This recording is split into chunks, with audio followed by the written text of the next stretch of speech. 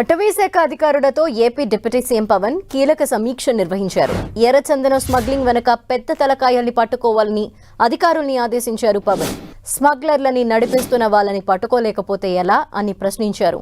శేషాచలంలో స్మగ్లర్లు ఎక్కడెక్కడ ఎర్రచందనం దాచిపెట్టారో తక్షణమే గుర్తించాలన్నారు.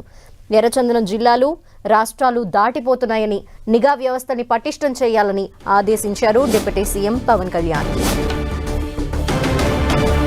మరింత అదనపు సమాచారం మా ప్రతినిధి దుర్గా అందిస్తారు. దుర్గా. ధనలక్ష్మి, ఏపీ డిప్యూటీ సీఎం పవన్ కళ్యాణ్ అటవీ శాఖపై ఈ రోజు సమీక్ష సమావేశం నిర్వహించారు. ఇందులో భాగంగానే ఎర్రచందనం స్మగ్లింగ్ సంబంధించి ఆయన కీలకమైనటువంటి ఆదేశాలు అధికారులకు ఇవ్వడం జరిగింది. ముఖ్యంగా ఎర్రచందనం స్మగ్లింగ్ కి సంబంధించినటువంటి అక్రమ రవాణా ఏదైతే జరుగుతుందో ఆ రవాణా వెనుకున్నటువంటి పెద్ద తలకాయలను పట్టుకోకపోతే ఎలా అంటూ కూడా పవన్ కళ్యాణ్ అధికారులని ప్రశ్నించారు. ముఖ్యంగా చాలా కాలంగా ఎర్రచందనం స్మగ్లింగ్ అనేది జరుగుతున్నట్టుగా ఆధారాలు మనకి తెలుస్తున్నాయి. ఇందులో భాగంగానే ఈ స్మగ్లింగ్ అనుకున్నటువంటి నేతలు ఎవరు, లేదంటే బడా వ్యాపారులు ఎవరున్నారో వాళ్ళందరినీ కూడా పట్టుకుని వాళ్ళని శిక్షించాలంటూ కూడా ఆదేశాలు జారీ చేయడం జరిగింది. ముఖ్యంగా శేషాచలంలో కొట్టేసినటువంటి ఎర్రచందనం దొంగలు ఎక్కడెక్కడ దాచిపెట్టారు అనేది తక్షణమే గుర్తించాలి. దీనికోసం అవసరమైతే ప్రత్యేక టీంలు ఏర్పాటు చేయాలంటూ కూడా అధికారులకు పవన్ కళ్యాణ్ ఆదేశాలు జారీ చేయడం జరిగింది. జిల్లాలు, అదేవిధంగా రాష్ట్రాలు దాటిపోతున్నటువంటి ఎర్రచందనాన్ని పట్టుకోవడంలో నిఘా వ్యవస్థలు ఏం చేస్తున్నాయి, పూర్తిగా నిఘా వ్యవస్థలను పటిష్టపరచాలి.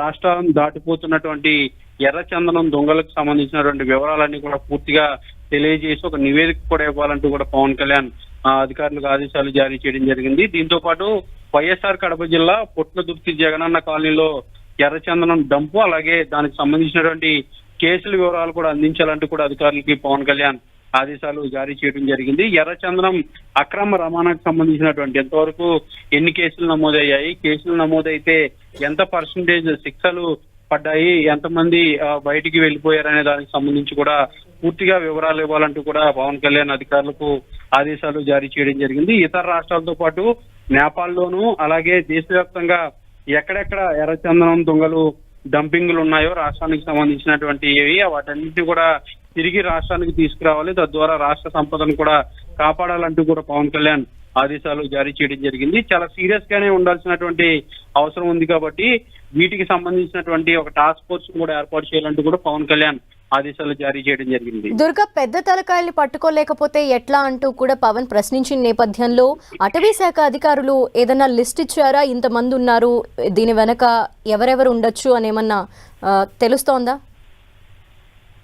అయితే పెద్ద తలకాయలకు సంబంధించి అంటే ఎర్రచందనం స్మగ్లింగ్ ఎవరు చేస్తున్నారు అనే దానికి సంబంధించి ఒక వివరాలన్నీ కూడా పూర్తిగా సేకరించాలంటూ కూడా పవన్ కళ్యాణ్ అధికారులకు ఆదేశాలు జారీ చేశారు. అయితే పెద్ద తలకాయలు అంటే ఎవరున్నారు అనే దానికి సంబంధించి కూడా వివరాలన్నీ కూడా తెలుసుకోవాలి. తద్వారా ఆ విధంగా ఇన్వెస్టిగేషన్ కూడా చేయాలంటూ కూడా పవన్ కళ్యాణ్ అధికారులకి చెప్పడం జరిగింది. అయితే ముఖ్యంగా ఎర్రచందనం స్మగ్లింగ్ అనేది చాలా కాలంగా శేషాచలం అడవుల్లోనే దొరుకుతుంది కాబట్టి అక్కడి నుంచి ఇతర దేశాలకి లేదా ఇతర రాష్ట్రాలకి ఎర్రచందనం తరలి వెళ్ళిపోతుంది అనేది ప్రభుత్వాలు చెప్తూ వస్తున్నాయి, కానీ వాటిని ఎక్కడ కూడా రాష్ట్రానికి తీసుకొచ్చే పరిస్థితి కనిపించట్లేదు. దాంతో పాటు ఈ అక్రమ రవాణాను అడ్డుకోవడానికి పోలీసులు గాని, ప్రభుత్వం గాని ఎప్పటికప్పుడు చర్యలు తీసుకుంటున్నా కూడా అక్రమ రవాణా అనేది జరుగుతుంది. అయితే అక్రమ రవాణా జరుగుతుందంటే ఖచ్చితంగా పొలిటికల్ ఇన్ఫ్లుయెన్స్ అనేది ఉండే అవకాశం ఉంటుంది కాబట్టి దానికి సంబంధించినటువంటి పెద్ద తలకాయలను పట్టుకోవాలి. వాళ్ళందరినీ కూడా పట్టుకోకపోతే ఎలా అంటూ కూడా ప్రశ్నించడం జరిగింది.